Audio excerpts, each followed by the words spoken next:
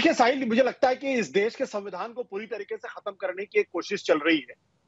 क्योंकि जब आप, अगर मान लीजिए, मैं मान सकता हूं किसी की टिप्पणी से किसी का दिल दुख सकता है, कोई आहत हो सकता है, किसी की भावनाओं को तकलीफ पहुंच सकती है, मान सकता हूं मैं। हो सकता है मेरी बात से हो सकता है, कोई साहिल की बात की हो सकती है, किसी कुमार कामरा से।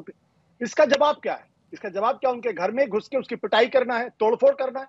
अगर ये जवाब है तो ये तो साफ कहता है कि आपका भारत के संविधान में कोई कोई कोई यकीन ही नहीं है। आपका रूल ऑफ लॉ में कोई यकीन नहीं, आपको अपनी सरकार में कोई यकीन नहीं।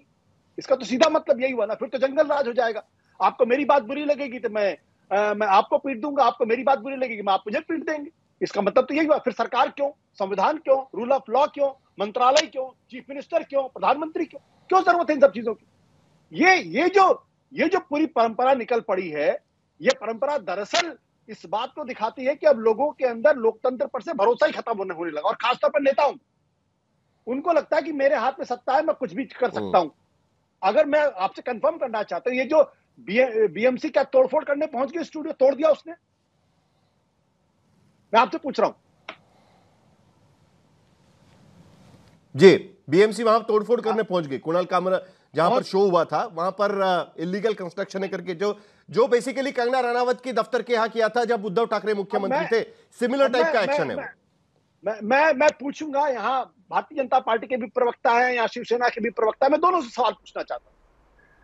13 नवंबर 2024 को सुप्रीम कोर्ट का एक ऑर्डर है डिमोलिशन को लेकर।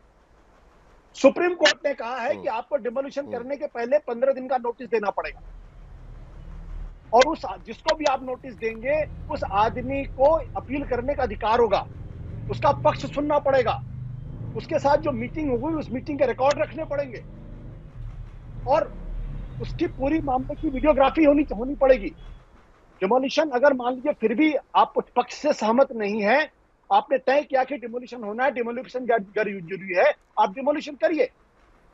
लेकिन सरकार, तो सुप्रीम कोर्ट ने यह भी कहा है कि अगर उसके गाइडलाइंस का उल्लंघन किया गया तो जो अधिकारी डिमोलिशन करेगा उसको अपनी जेब से उसका खर्चा भरना पड़ेगा, उसके खिलाफ मुकदमा चलेगा, और वो जो है उसको हर्जाना भी देना पड़ेगा।